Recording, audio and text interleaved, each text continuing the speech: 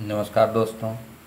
आज हम लोग 66वीं बीपीएससी के लिए महत्वपूर्ण टॉपिक प्रवासी श्रमिक और रोजगार, इस पर चर्चा करेंगे। यह इस बार के लिए यानी कि 66वीं बीपीएससी के लिए अत्यंत ही महत्वपूर्ण टॉपिक है तथा इससे प्रश्न इस बार आ सकता, क्योंकि लॉकडाउन के कारण बड़े पैमाने पर विभिन्न क्षेत्रों से श्रमिक लौटकर अपने राज्य बिहार आए, जिससे उनके सामने रोजगार की समस्या उत्पन्न हो गई।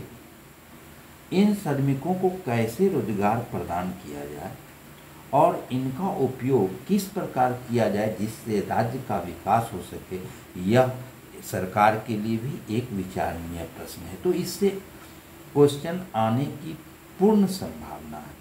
तो इस टॉपिक का सिर्फ मैं आप लोगों के साथ पॉइंट शेयर करूंगा, आप लोग स्वयं उत्तर लिखने का अभ्यास करेंगे। इसके साथ ही आप लोग से विनम्र अनुरोध है कि चैनल को सब्सक्राइब, लाइक और शेयर जरूर करें, क्योंकि वीडियो को बनाने में बहुत ही मेहनत लगता है। आप लोगों को विश्वास दिलाता हूं कि 66वीं बीपीएससी मेंस तक सभी महत्वपूर्ण टॉपिक को सारगर्भित तथ्यों के साथ वीडियो बना के डाल दूंगा और मैं लगातार आप लोगों को प्रश्न उत्तर का भी अभ्यास करा रहा हूं और प्रश्न उत्तर भी इसके साथ साथ कराते रहूंगा। तो इससे यानी कि प्रवासी श्रमिक और रोजगार से संबंधित जो टॉपिक है इसका मैं पॉइंट दूंगा और आप लोग जो है सो इसको लिखने का अभ्यास करेंगे। हो सकता है मैं इसको फिर से बाद में जैसे अभी अभ्यास कराते हैं उस ढंग से कराएंगे। तो हम लोग शुरू करते हैं। हमारा टॉपिक है प्रवासी श्रमिक और रोजगार। तो बिहार में प्रवासी श्रमिकों के सामने रोजगार की क्या समस्या है, या इससे क्वेश्चन ऐसे बना के पूछ सकता है कि कोविड महामारी के कारण प्रवासी श्रमिकों के बिहार में लौटने से ग्रामीण क्षेत्रों में बेरोजगारी की स्थिति भयावह हो गई है।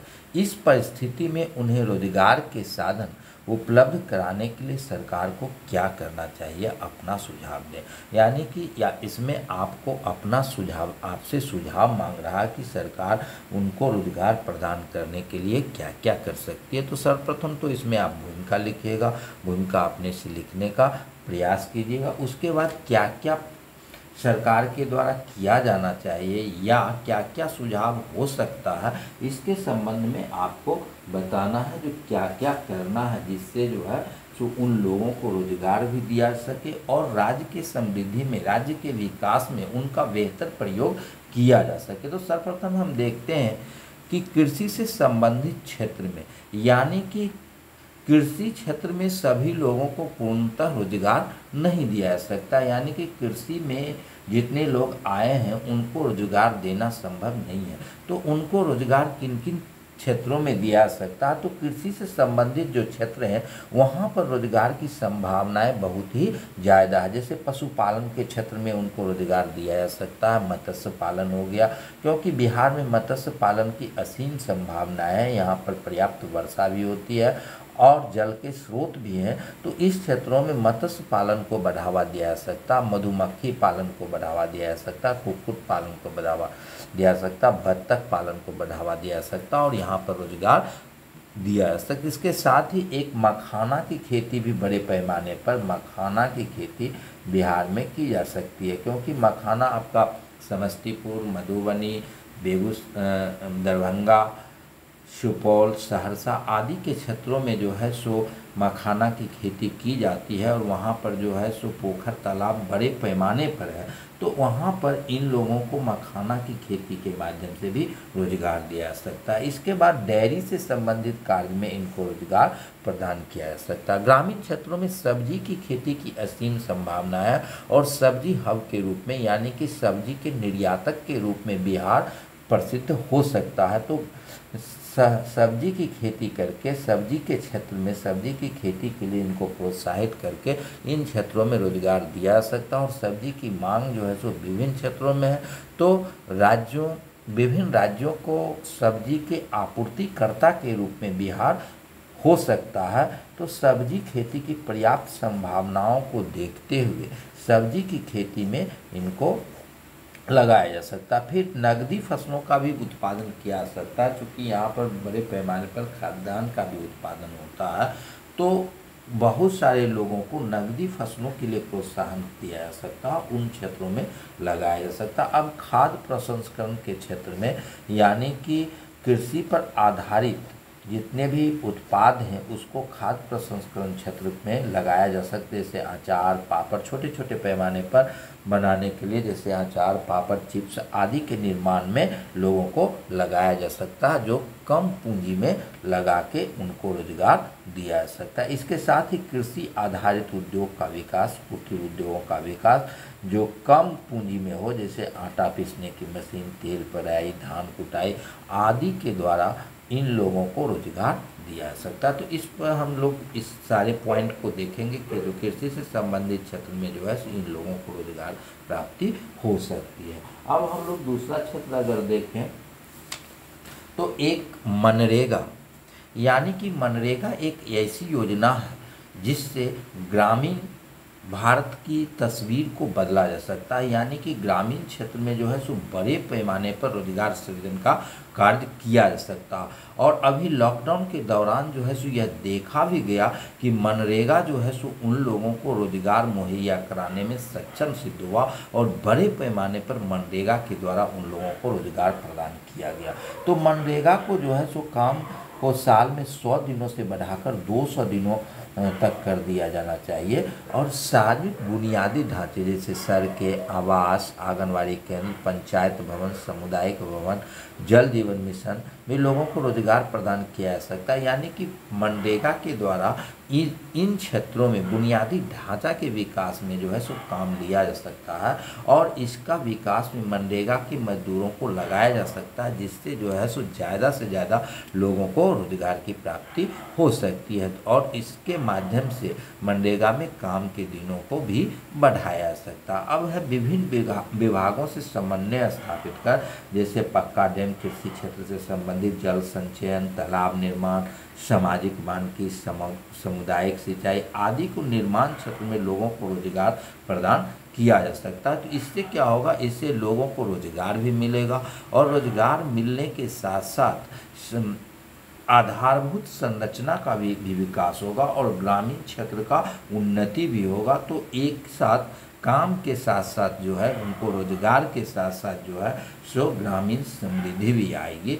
तो इसके मनरेगा के माध्यम से इन सारे कार्यों को कराया जा सकता है, रोजगार दिया जा सकता है और रोजगार दिया जाएगा, उनकी आर्थिक गतिविधि बढ़ेगी तो राज्य का जो है संपूर्ण विकास भी होगा। तो ये महत्वपूर्ण चीज़ है, मनरेगा को क्रियान्वित बड़े पैमाने पर करने की ज़रूरत है। उसके बाद जो है सो कौशल विकास, यानी कि जो भी मजदूर आए हैं अकुशल हैं उनमें कौशल विकास और विभिन्न प्रकार के प्रशिक्षण देकर उनको रोजगार के लायक बनाया जा सकता है और रोजगार उनको प्राप्त किया जा सकता है। उसके बाद हस्तकला के क्षेत्र में जो है सो बड़े पैमाने पर बिहार में रोजगार की संभावना और इसकी मांग भी जो है सो देश और विदेश स्तर पर है। तो इस क्षेत्र में रोजगार प्रदान किया जा सकता है, जैसे टेराकोटा से मधुबनी पेंटिंग से संबंधित मधुबनी पेंटिंग की मांग जो है सो अभी विदेशों में भी बड़े पैमाने पर है। इसका व्यावसायिकरण जो है सो बड़े पैमाने पर हुआ है और विभिन्न जैसे कपड़ा उद्योग में एवं अन्य उद्योगों में भी इसकी मांग है।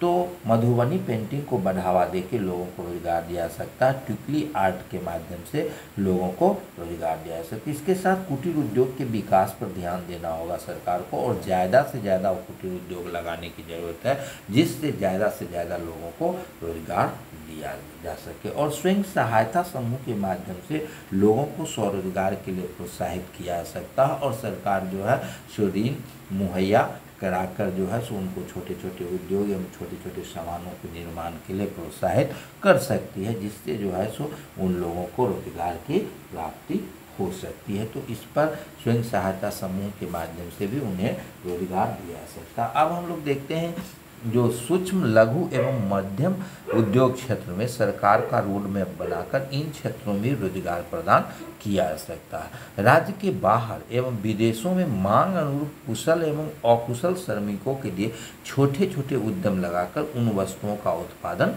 किया जा सकता है। यानी कि हम लोगों को ये देखना होगा, ये सर्वे कराना होगा जो राज्य के बाहर और विदेशों में किस वस्तु की मांग है और जो मजदूर या जो श्रमिक आए हैं लौट के, उनमें कौन सा कार्य करने की क्षमता ज़्यादा है, किस तरह का जो है सो सामान बना सकते हैं या किस तरह का निर्माण कार्य कर सकते हैं, उस अनुरूप उत्पादन करके राज्य के बाहर और विदेशों में भेजा जा सकता है। अब अगला कुशल एवं अकुशल अर्धकुशल कामगारों का डाटाबेस तैयार कर यहाँ निवेशकों को आकर्षित किया जा सकता है। यानी कि कहने का तात्पर्य ये है कि बहुत सारे मजदूर जो दूसरे राज्यों से आए हैं वह विभिन्न फैक्ट्रियों या अन्य क्षेत्रों में कार्य में संलग्न थे, जो कुशल थे, अर्धकुशल थे और उनमें एक हुनर था, तो उसका सर्वे करा के यह तैयार कर लिया जाए डाटाबेस जो उसमें उनमें क्या गुण है और उस आधार पर जो है सो निवेशकों को आकर्षित किया जा सकता है कि हमारे यहाँ इस तरह के कार्य करने वाले मौजूद हैं। तो इसके आधार पर निवेशक आकर्षित होंगे और निवेशकों को जो है सो श्रम कानूनों में कुछ छूट दे के भी जो है सो आकर्षित किया जा सकता है, उनको प्रोत्साहन दिया जा सकता है, जिससे जो है सो ज़्यादा से ज़्यादा वो निवेश कर पाएँ और लोगों को रोजगार प्राप्त हो सके। तो ये कुछ पॉइंट थे जिसके आधार पर जो है सो आप लोग लिख सकते हैं जो किस प्रकार से जो है सो जो लॉकडाउन के दौरान मजदूर लौट के आए हैं और यहाँ रह रहे हैं, उनको किस तरह से रोजगार दिया जाए और किस तरह से दिया जा सकता है, ये कुछ पॉइंट है। इसके अलावे आप लोग भी पॉइंट सोच के और जोड़ सकते हैं और अच्छा से इसको आप लिख सकते हैं। तो आप मैंने पॉइंट बताने का प्रयास किया है, आप लोग जो है सो इसको लिखने का अभ्यास करेंगे और विभिन्न क्वेश्चन बना के इसको लिख सकते हैं। तो आप लोग इसको लिखने का अभ्यास करेंगे, हम भी कोशिश करेंगे कि इसको फिर बाद में क्वेश्चन आंसर के रूप में लिखा दें। तो आप लोग लिखिएगा और इसके साथ ही चैनल को सब्सक्राइब, लाइक और शेयर ज़रूर कीजिएगा। धन्यवाद।